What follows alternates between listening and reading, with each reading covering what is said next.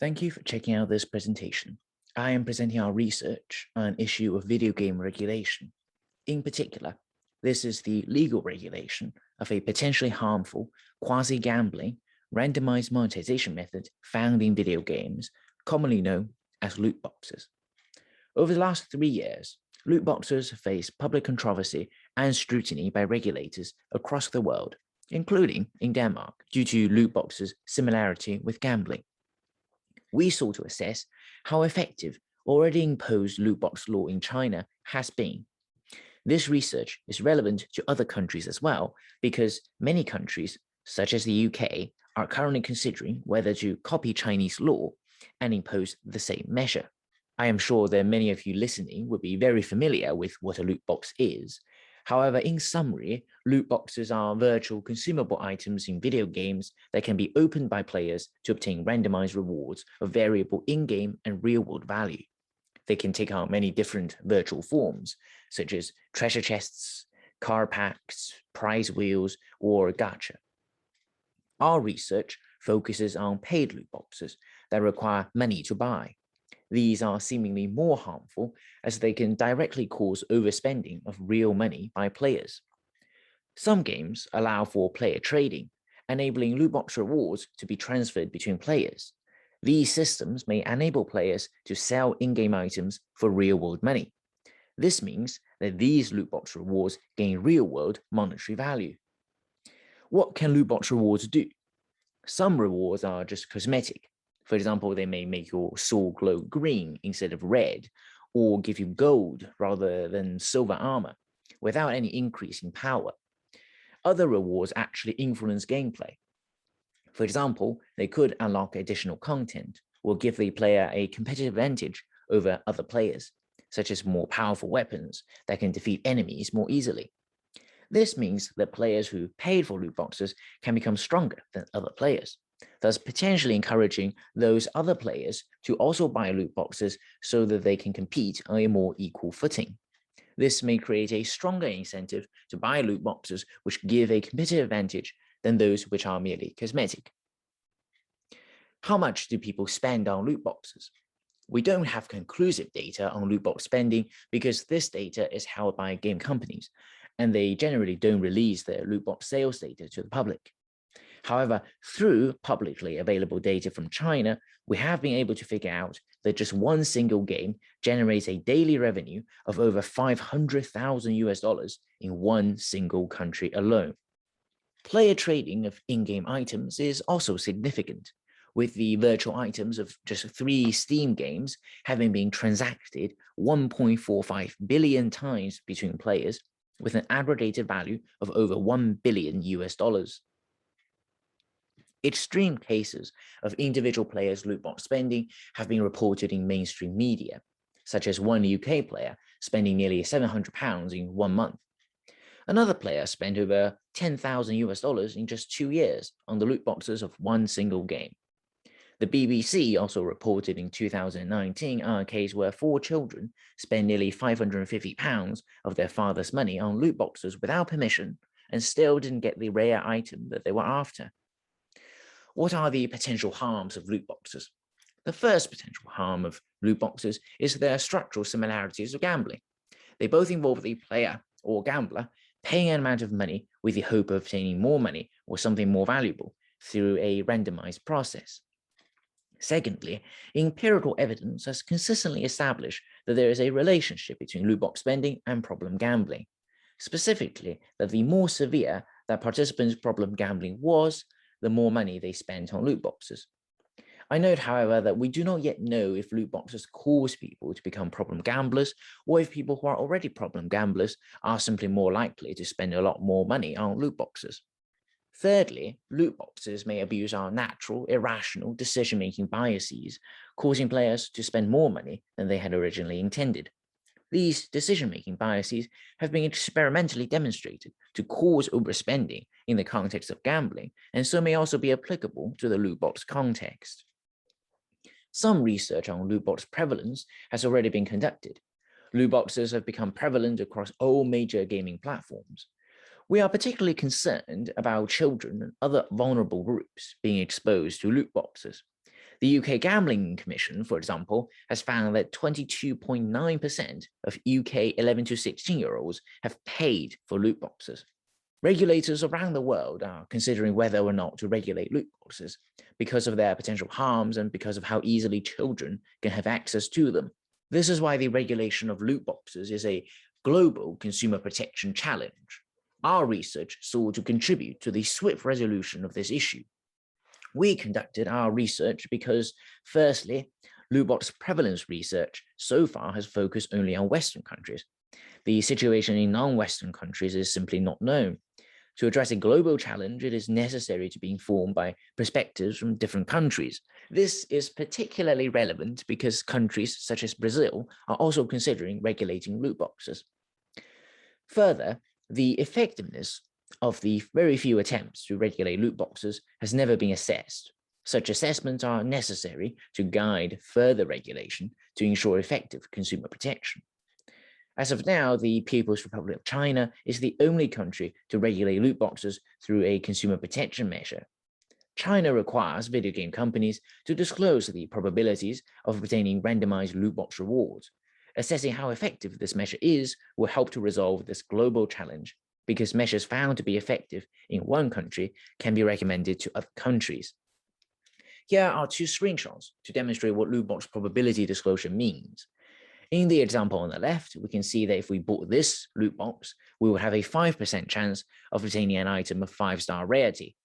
In the example on the right, we can see probabilities disclosed for specific items. For example, a player has a 1% chance of obtaining Mario. Probability disclosure regulations have precedents in gambling law, such as in the UK.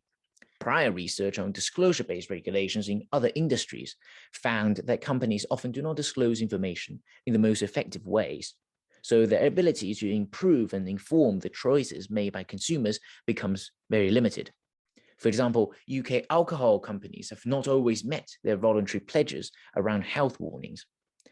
When used ineffectively or even perversely, these measures could even end up inhibiting informed consumer choice. For example, if the probability disclosures are hidden away at places where players are unlikely to be able to find them. This is why it is important to assess the effectiveness of loot box probability disclosure regulations. We do not know if video game companies will behave in a socially responsible manner. On the prevalence of loot boxes in China, we found that 91 of the 100 top-grossing iPhone games contain loot boxes. This is significantly higher than the 59% found in the UK.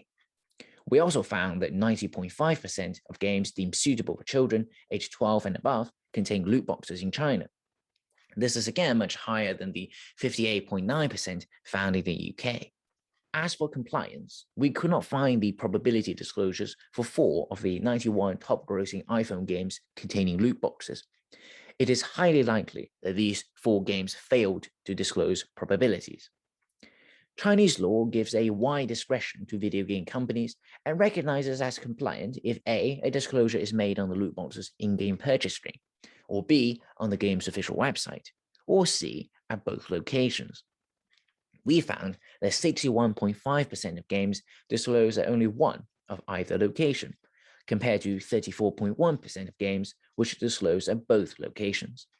Disclosing at both locations would have provided players with 2 alternative methods to access the disclosure, and therefore would have made the disclosures more accessible than only disclosing at one location, and thus would have allowed as many players as possible to find the disclosure. However, a majority of video games fail to do this. Even within the category of in-game disclosures, the method and accessibility of disclosure is extremely varied. I will take us through examples of each category, from those we considered most accessible to those considered least accessible. 9.6% of in-game disclosures actually display the probabilities straight away on the purchase screen, without requiring any interaction from the player. This is the most visually prominent form of disclosure. 11.5% used a small generic symbol, such as this question mark on the top right-hand corner, but labeled it with the words probabilities in order to show that it led to the probability disclosure. 55.8%, the majority of in-game disclosures, also used a small generic symbol, such as this I, standing for information, in the bottom right-hand corner, or this question mark on the top left-hand corner, which the player taps and then the probabilities are shown. These are less prominent than the previous disclosure category where the symbols also state probabilities. 15.4% of in-game disclosures began with a small generic symbol, but then require some extra steps. This game, for example, requires the players to follow multiple hyperlinks and to do some scrolling to access the disclosure. Not all players may end up completing all these steps, and so those players who gave up during this process will never have access to the disclosure. 5.8% of in-game disclosures were accessed through a graphic element on the purchase screen that is not seemingly interactable. This game, for example, unexpectedly requires players to tap an incense burner, which looks like part of the background, in order to access the probability disclosure. Finally, 1.9% of in-game disclosures could only be accessed by chatting with a customer support bot found in the game settings. This is clearly quite removed from the loot box purchasing process. Also note that the game is entirely in Chinese, but the customer support bot is only in English. We can see in the second panel that the bot does not understand if you request the probabilities in Chinese. If a determined player does finally manage to access the disclosure, we can see in the right-hand panel that they will be faced with a daunting and almost illegible format. Now, I will also show you examples of the various categories of official website disclosures. 9.1 of website disclosures had links on the homepage itself, which takes you to the probability disclosures. 1.5% of website disclosures were published under a separate tab dedicated to probabilities, which is quite obvious for the player to identify. 3% of website disclosures were made under the news tab, but were pinned to the top of other news posts, making them quite prominent. 78.8%, the vast majority of website disclosures, published the probabilities for their loot boxes under the news tab, but then listed them chronologically along with other posts. This means that older posts containing the disclosures are buried by newer posts. Therefore, players may have to do a lot of scrolling and clicking to go through the list before they find the probabilities that they're looking for. Also, many games have several loot boxes, and each loot box's probabilities are disclosed individually within this chronological list of news in its own separate blog post, as shown in the green boxes in the screenshot. This makes it even harder for players to find individual disclosures for specific loot boxes. Finally, 7.6% of website disclosures were not accessible at all when navigating the website from the homepage. Unless the player somehow already knew the URL, they will have to use a search engine to find the disclosure. To summarize, video game companies fail to maximize the visibility of probability disclosures. In terms of in-game disclosures, we consider the loot box's in-game purchase page as the starting point. We consider an in-game disclosure as reasonably prominent if the player can access the disclosure by searching for the words probabilities on that particular page. Only 21.2% of in-game disclosures were either displayed automatically on the purchase screen or were accessible by pressing a button referencing the word probabilities in Chinese. Automatically displayed disclosures are clearly the most accessible form of in-game disclosure, as it ensures that every player who may purchase a loot box is made aware of the probabilities of obtaining the rewards. For official website disclosures, we considered those which can be accessed if the player searched for the words probabilities on the official website's homepage as reasonably prominent. This meant that only 10.6% of website-based disclosures were reasonably prominent. In short, video game companies fail to maximize the visibility of probability disclosures. Such suboptimal compliance is bound to negatively affect the effectiveness of the consumer protection provided by the regulations. In conclusion, it is clear that loot boxes are very prevalent in China, even more so than in Western countries. This means that the loot box situation in different countries may be vastly different and should be studied separately. Overgeneralization would not be helpful.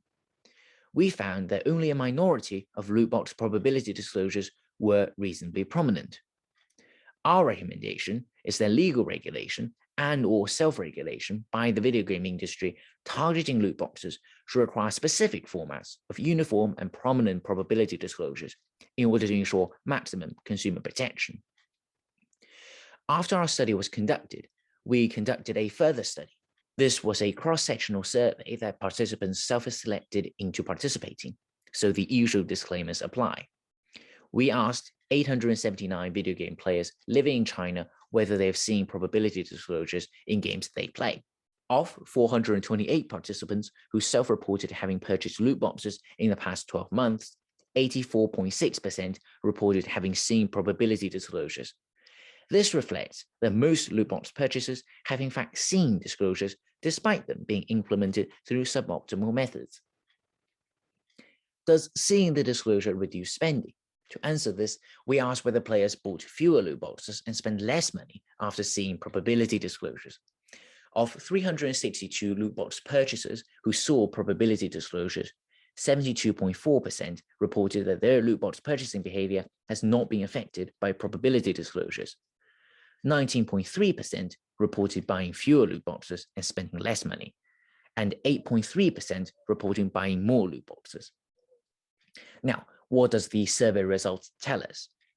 Taken together, of all 428 loot box purchases, only 16.4% reported buying fewer loot boxes and spending less money after seeing probability disclosures. This suggests that even if loot box probability disclosures are implemented prominently, their effectiveness at reducing spending is likely very limited. A more interventionist measure may be necessary to effectively reduce spending and minimize harm.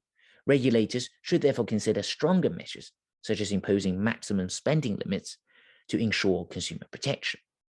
Now, there is just one more thing.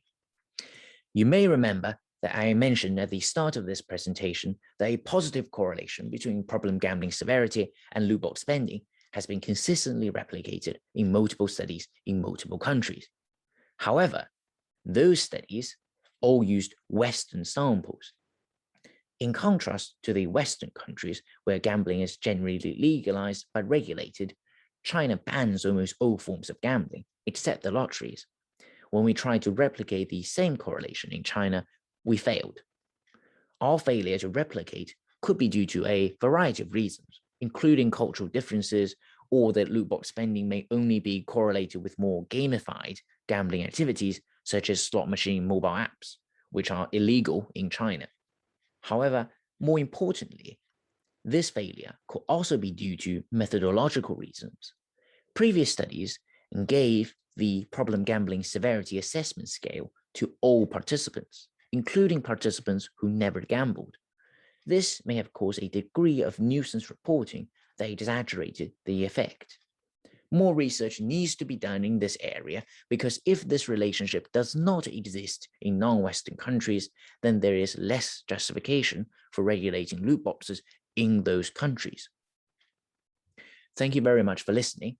I will now take some questions.